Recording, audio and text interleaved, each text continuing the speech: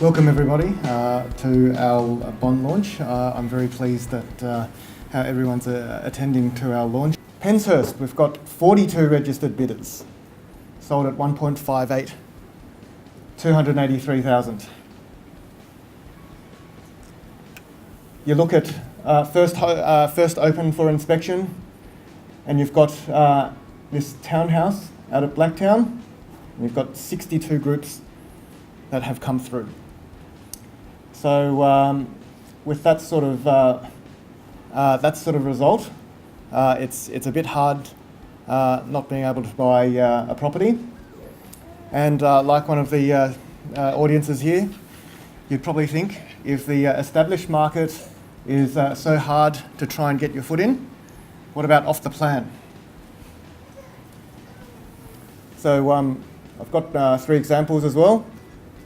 So this one's at Ermington. This is also in the news. 178 apartments all sold by midday in the first day of release. 2 more controversial ones. We've got OVO, 224 apartments, 221 sold over one weekend. Barangaroo over a few years ago, 159 apartments all sold in 3.5 hours.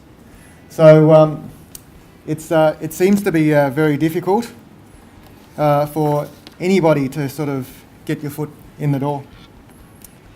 So how would you try and get yourself in the door in the property market if you were to buy a property? Anyone looking for properties at the moment? Okay, I've got 3. Anyone else from this side? Investing as well? What would you do to try and win yourself a property? Consult my real estate. Yes? No, that's good. That's good. Anything else? Well, look, from my experience, from my clients, I can say they want to try and race as quickly as they can and try and beat all the other guys to it. That if properties are on for auction, they'll say, how much would you accept if I pay you before and take it off the market so it doesn't go to auction? Those are very common situations for established homes where clients just try and buy it before auction happens. And the response that you will always get from agents is something like this. Get me a signed contract and a deposit as soon as possible, or you'll miss the train. So I think a lot of people try and run and make it very difficult for themselves, and they get into all sorts of mess. Now, let me tell you why. In these circumstances, you might make a bad decision. As you can see from the examples, there are a lot of people trying to bid for the same property.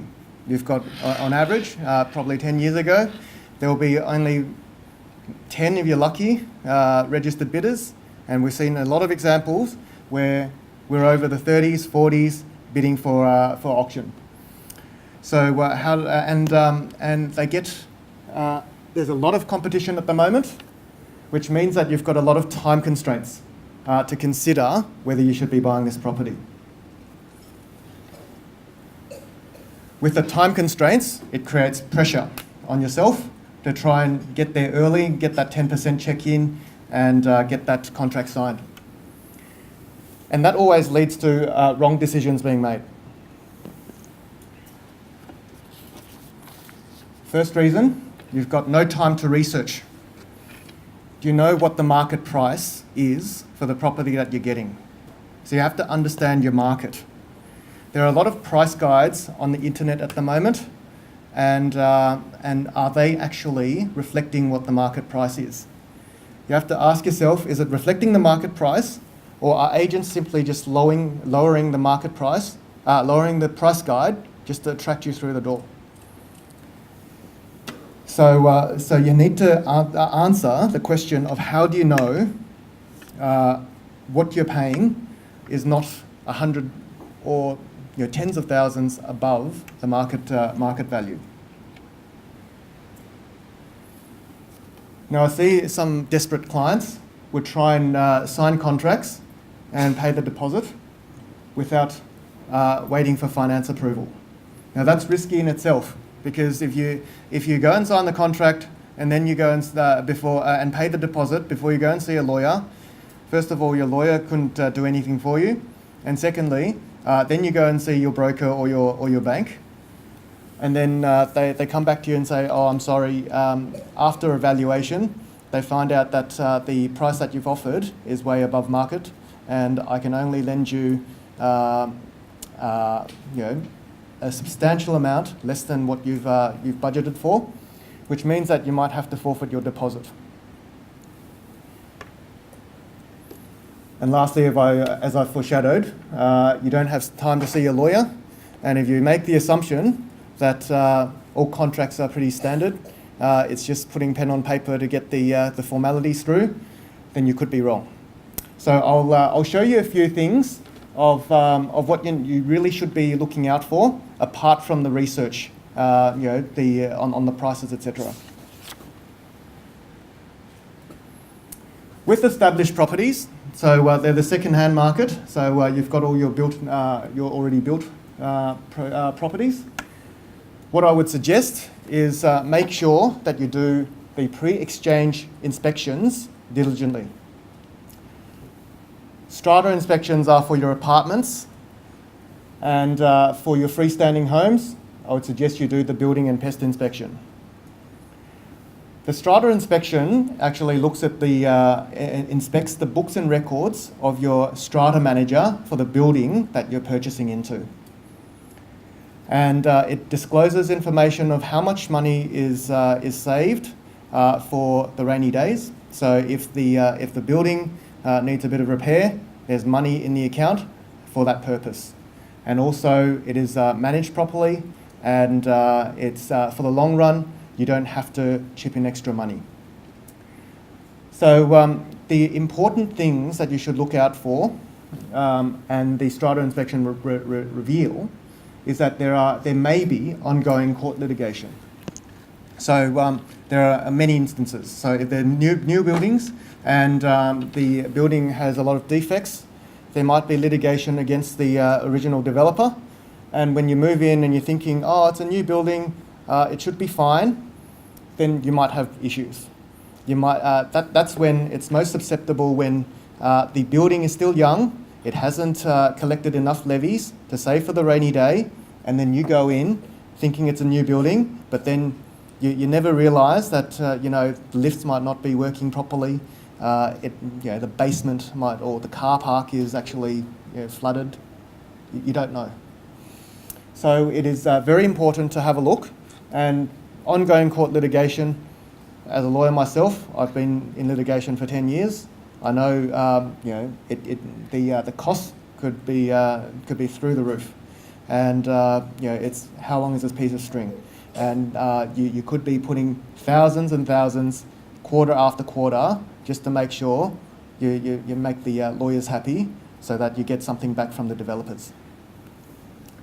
Another interesting session that may be reviewed is the special levies for any structural repairs. Now, looking depending on the demographics of the area that you're purchasing, there may be if you're looking more towards the west of Sydney, they usually the stratas there, they usually might not save for the rainy day, and they'll only say, "Oh, we'll chip in when there is the need." So you could be looking at a levy contribution of a very small amount, which is very attractive. But then once you move in, you find out, oh, there's leaks here, leaks there, and everyone starts putting in thousands and thousands of dollars. That's when your property investment, or the property that you're moving into, will cost you thousands of dollars. An extreme example that I've come across before with a client who hasn't done a strata inspection before purchase. He said, look, it's a building that's been around for 10, 15 years. Shouldn't be a problem with that. It's it's a well-occupied property in the CBD. So he said, "Don't worry, I'll just buy it." So he moves in, and in the whole conveyancing procedure, we have to work out how much levies are payable so that we can do the adjustments on settlement for you. And when we got the certificate from the strata managers, we got a bill of $80,000 for strata levies. This is for special levy contributions.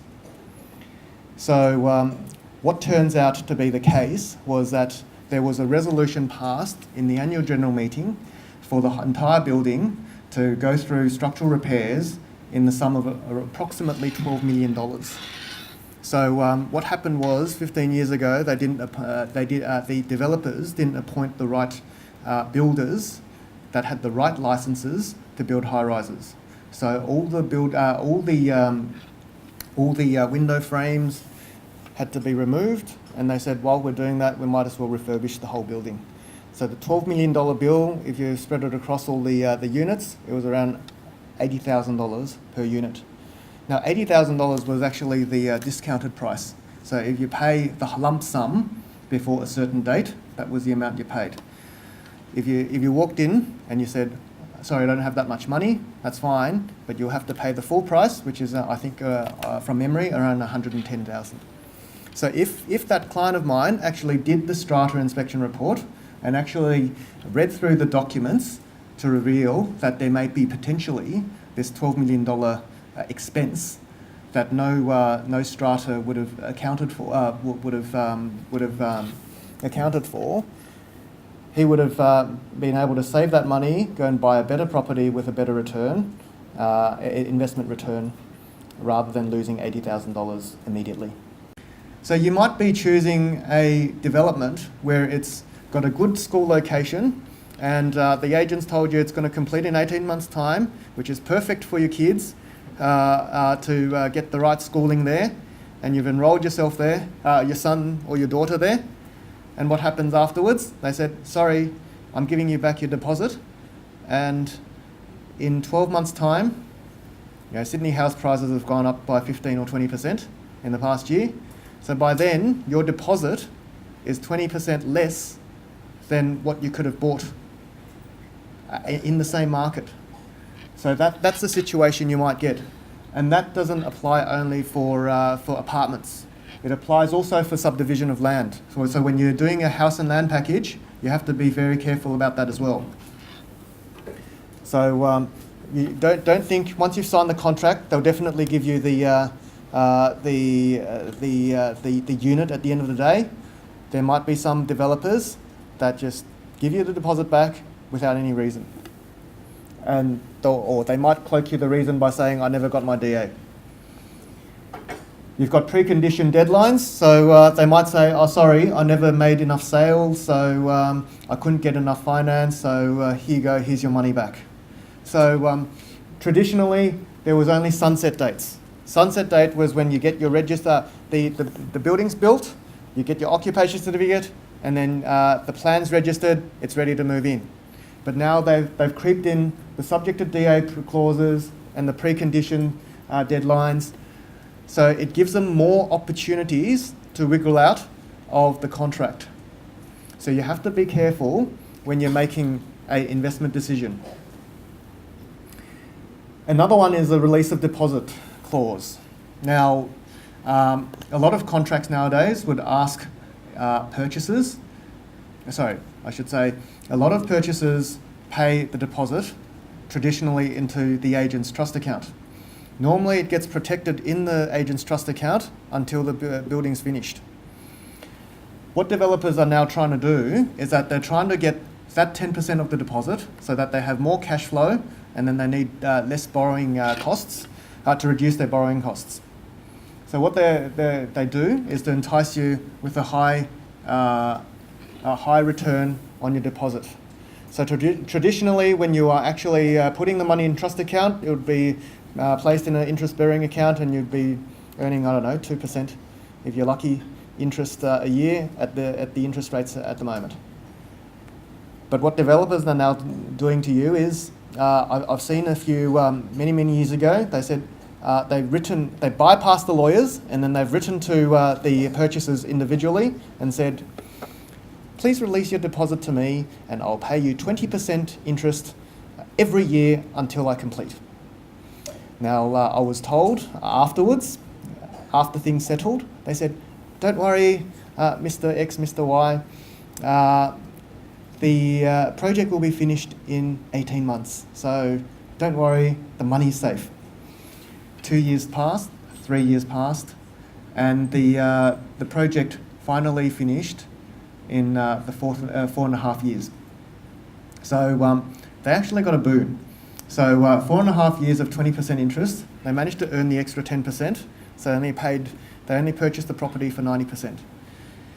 But imagine that if after 18 months, they said, the project can't finish, I've already used your money on construction costs and it's now not complete. What happens then? The construction company and the developer has gone bust. You've lost your 10%. You haven't got anything at all. It's just bricks and mortar. What happens then? That's the risk that you may face.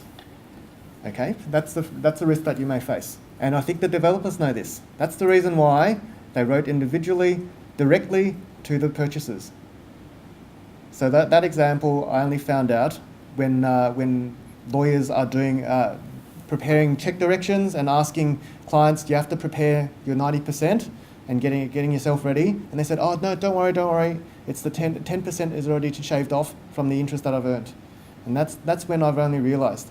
And clients have come back to me and said, I was very scared for the last 2.5 years because I was promised 18 months it would complete and it took them 4 years. So you just have to be careful. Not every time you're lucky.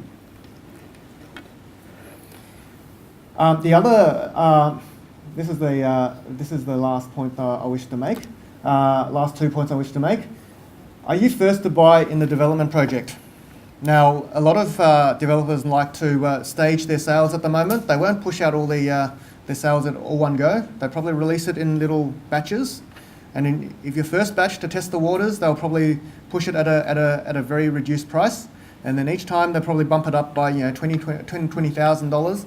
And then if they do it over 5 stages, you could be buying the same property, same configuration, probably different level, probably at $100,000 or $120,000 extra.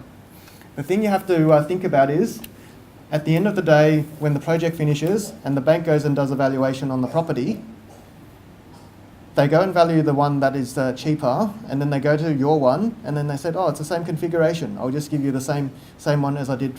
So what you might have bought for $600,000, they might give you a valuation of $500,000. So you might have to think about that.